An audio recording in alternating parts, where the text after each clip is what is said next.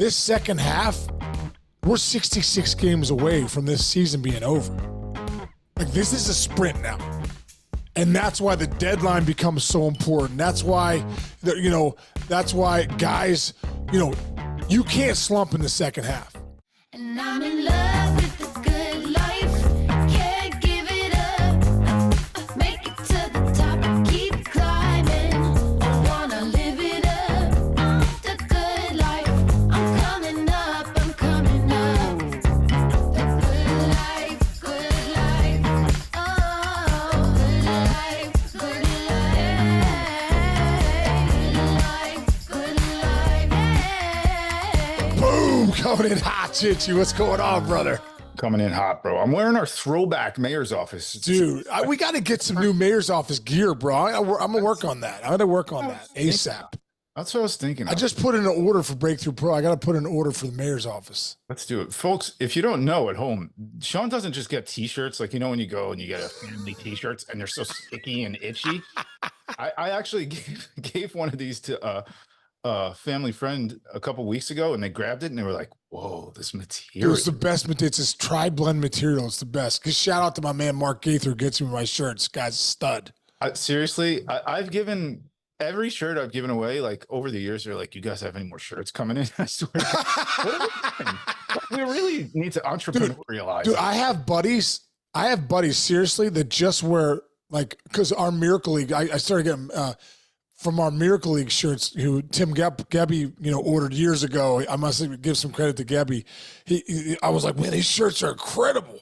And then, now, like, that's what we want. Mayor's Office, we want Breakthrough Pro. I mean, I think at one point I was just ordering shirts, but I have friends, dude, that only wear Miracle League, Mayor's Office. Nobody, like, the Breakthrough Pro, you have to be in it to get a shirt. So, like, Mayor's Office, like the Big Lambuski only wears Mayor's Office and freaking Miracle League and Southern shirts because they're so comfortable. Dude, let's do it. Let's do a giveaway real quick. Giveaway. We're giving away a t-shirt. Let's just do that right now. We're giving away a t-shirt. Go on our social medias and go wherever, and we'll give away a t-shirt at least. Make sure you're subscribed, though, or at least. My only problem is, Chinch, I think I'm all out of it. I think I gave them all away. I got a couple. You do have a couple? Oh, yeah. I sent you a boatload. I got you know what I'll do? I'll post a picture of all of them that I have. I have this one. I have the Coming in Hot Chinch, which not many people. Do you have the red one? Yes, I have the red. Oh yeah, the old school red one. Yeah, the old school one with the white. That was the newer one. The old school one was the red one with the white writing. Yes. Okay. All right. I'm gonna take a picture of all our shirts and then we'll do a giveaway. We'll do that. I love that. Hey, so I'm gonna wait. Hang on. I want to take a picture of that shirt really quick because there's something about it I want to. There you go, dude. You're looking jacked. I'm working. What was I going to say? Okay. I'm going to say a sentence to start the show off right now. We have reached the halfway mark of the season, and the second half starts this week. Isn't that great, dude? This is what I love about, and as a player too, you have to think like, wow, we don't have as many games in the second half as you think. Like we were talking about the Pirates today, 48 and 48 to break. Dude, we're 96 games in, Chinch.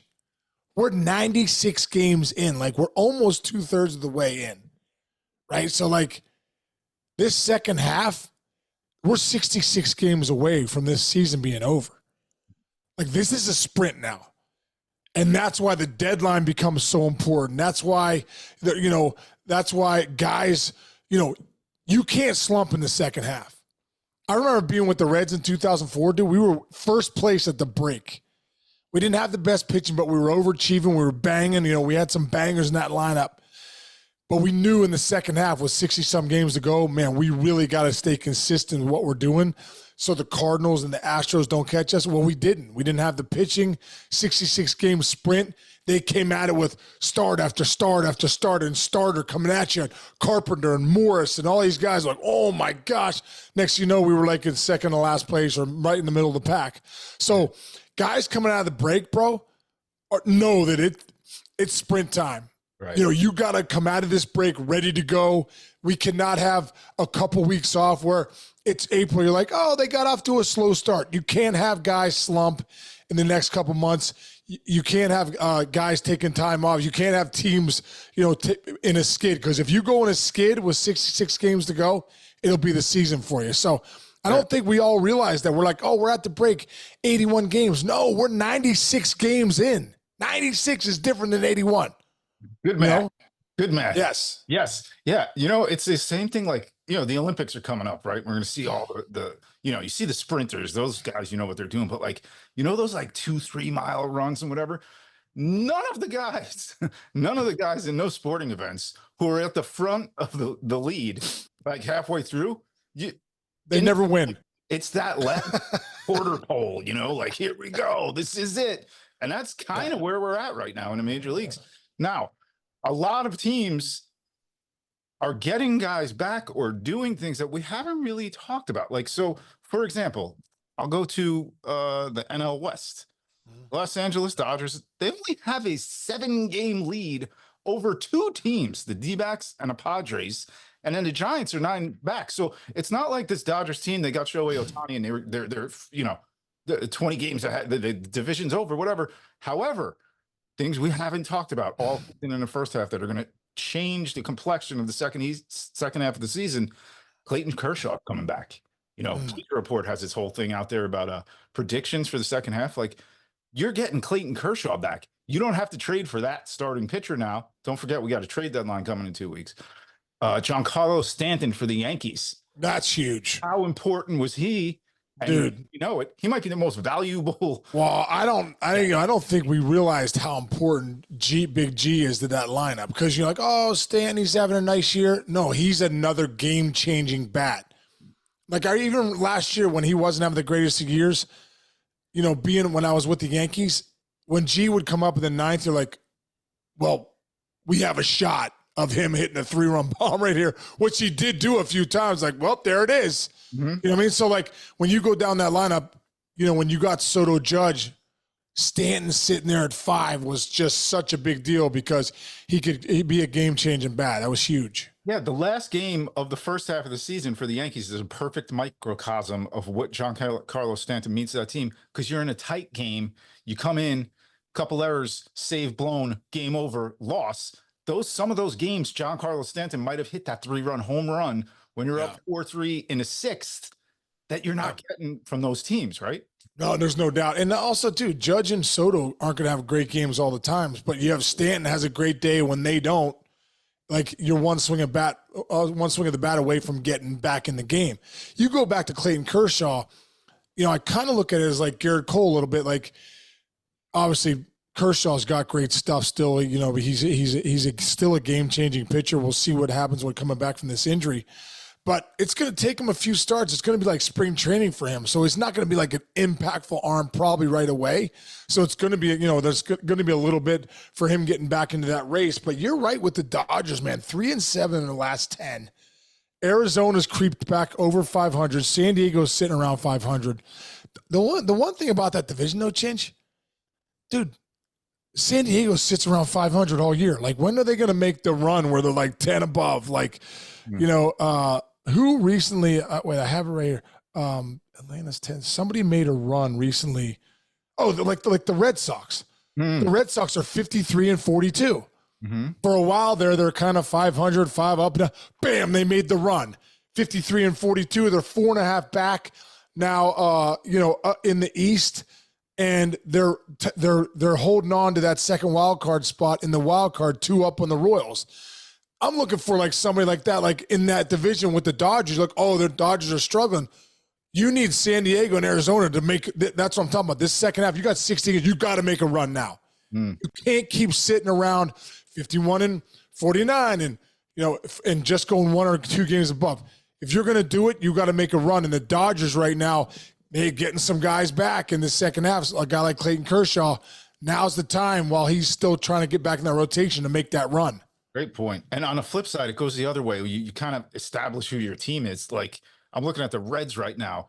The Reds sweep the Yankees in the Bronx. Mm-hmm. Right, here's a momentum. They get to 500, and boom, here they are right now. They're sitting at 47-50 because they went to Detroit right after the Yankees got swept. Yeah, they didn't. You got to sustain the momentum, right? It's a game of momentum, the season of momentum, I should say. Here's one other topic that we haven't heard yet. Now you're going to start hearing it, and it's going to annoy all of us. Innings limits, right? Paul Skeens, boy. arguably the best pitcher in baseball right now. They are sitting at 48 and 48. They are right in it. However, if you're going to trade, the White Sox have an ace out there that you could trade for, but are you trading for him to be your starter for the rest of the season, or do you got to see what they did with him and maybe let's get him, put him in our bullpen for a couple times? Yeah, this Crochet go back. Yeah. No, it's get annoying, but they're it's the brand of baseball we play to these days. dude, why do you, in baseball or in any sport, why do you draft guys number one? Why do you have top prospects? Why do you call guys up? To protect them for the future of, aren't you trying to win? Isn't the goal in Major League Baseball or any sport to win a championship with the guys you have that you drafted to go the long haul? And at the end of the day in Major League Baseball, dude, you have to condition guys down in the minor leagues to go for the long haul. I mean, there was a catcher recently, I won't mention any names, a young catcher that came into a manager's office and said, hey, listen, I never played more than 2 days in a row. I'm in there for the third day. And the guy's like, this is the big leagues, dude. It was kind of an old school manager. And he was like, this is the big leagues. Like, what do you mean? He's like, well, in the minors, they have me catching 2 days, taking a day off, pitch limits, 5 innings here. Like, okay, that's all good and dandy. That's all fun for everybody. When we get to the show, we need you to have 30 to 33 starts. We need you to log some innings to save the bullpen over the time. We need you to throw 200 innings. We need you to learn how to get out of traffic late in the game. We need you to go through a lineup 3 times. Like, I don't know, man. Like, at the end of the day, to win a championship in the big leagues, you have to have guys that are over 162 can show up, that can post. You can't just be like, oh, this guy's a young pitcher and he's at this many pitch counts and this many innings. Well, how do you know if you can go that many innings if you don't do it? How do you know you can throw this many pitches if you don't throw it? So I'm not big on that, like, oh, Skeens and Jones, and they're going to shut these guys down because they don't have the innings. How do you know they don't have the innings until they do it? Let them do it, right? How do you hire somebody and say he doesn't have the experience? You can't teach experience. Let guys do it and then say, okay, they did it. Now we know they can do it. I love that. You made that same point. We did the throwback with Will Clark, and you guys were talking about lefties hitting lefties. How do you know? How do you know a lefty can't hit a lefty until you give him an extended chance to do it? If he doesn't play, dude, you call these guys up. Hey, he went 0 for 8 against the first 2 lefties, so now we're going to platoon him. What a joke!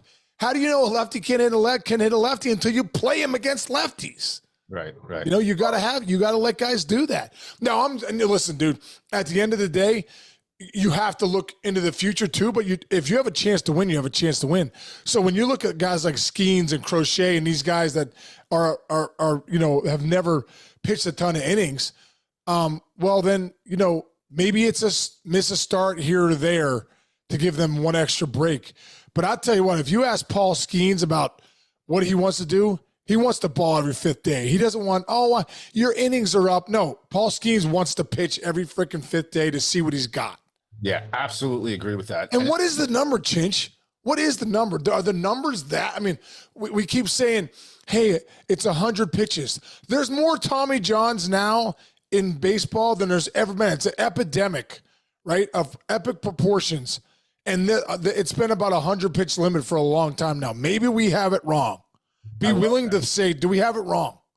I totally agree with you. Yeah. Again, it's and the analytics will come back and say, well, if you look at it over the last X amount of years, well, guess what? In a minors over the last X amount of years, going into that third at bat as a pitcher is an outlier because they're not letting them do it anyway. So it's not like, oh, well, look, the numbers say that it's always bad. Well, it's bad because they haven't had the opportunity to do it all the way up and strengthen your arm. It's arm strength. It's conditioning, right. Your legs, pitchers like Al Leiter, those guys that we know, they're like, you're not pitching just with this. You got to run, you got to sprint, you got to stretch yourself out. What do? They stretch horses out again, back to that racing thing.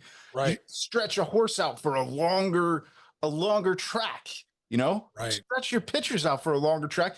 Give it a shot. especially if one of the middle market teams. And hey, give it a shot. You know what we're going to do? We're going to try to get pitchers that are going to pitch 6 or 7 innings, see what happens. You got 3 or 4 years to figure out if that works. And then maybe you become, the next Billy Beanball, or like you come up, wow, look, they let their guys go 6, 7. Exactly. They tried something outside the box. Yeah, there you go. Which is crazy that it's outside the box now, because that's how it was for 70 years. Well, everyone's trying to cover their butts now, Chinch. So I don't want to be the guy that lets Skeens go 200 innings and he blows out and then I'm fired, So, but I agree with you, man. At the end of the day, you got to see what you have, and let pain be your guide. Let discomfort be your guide. If guys are sore, okay, you get a day. If guys has a little bit of pain, shut them down. But if a guy says he can go, and a guy it's just maybe he's a little tired, well then you got to be a little tired in this game. You got to be a little tired sometimes. You're never going to be 100%. You got to learn to pitch through being uncomfortable at times. And the other thing is there needs to be like a little bit of a trust factor. We saw it earlier in the year. I think Carlos Mendoza, some guy, he was going to take him out of the game, and the guy's like, no, give me one more inning. I think it was Severino. And he let him go out there, and hey, sink or swim, and then you find trust in each other. If Severino's telling the truth, you got more trust in him, and especially you get to the playoffs, you're going to need the guy to go that 7th inning. Well, I think there's something too about like, hey, listen, I'm a grown man. If I say I can go, let me go. Like, when I'm not a little kid. This isn't Little League. This isn't high school baseball. Like, I'm a grown man that knows my body so well. I'm at this level. If I tell you I can go, I can go. Like, quit putting constraints on what you think I can and can't do. Let me prove to you I can do it. I love that. You know who? We got a grown man coming on the show tomorrow. Oh, yeah, baby. On the show. Who do we got? Dude, my man, Jimmy Bowden's coming on with us tomorrow. I'm always be thankful to Jim Bowden for trading for me. He's got big cojones. Opening day, traded his opening day starter, Dave Berber, for me 14 hours before opening day in Cincinnati. Got my career going. I think he's one of the best baseball minds out there, dude. On his radio show, all the stuff that he does, he's got so many good connections, but he's always right on the money. He's always thinking outside the box.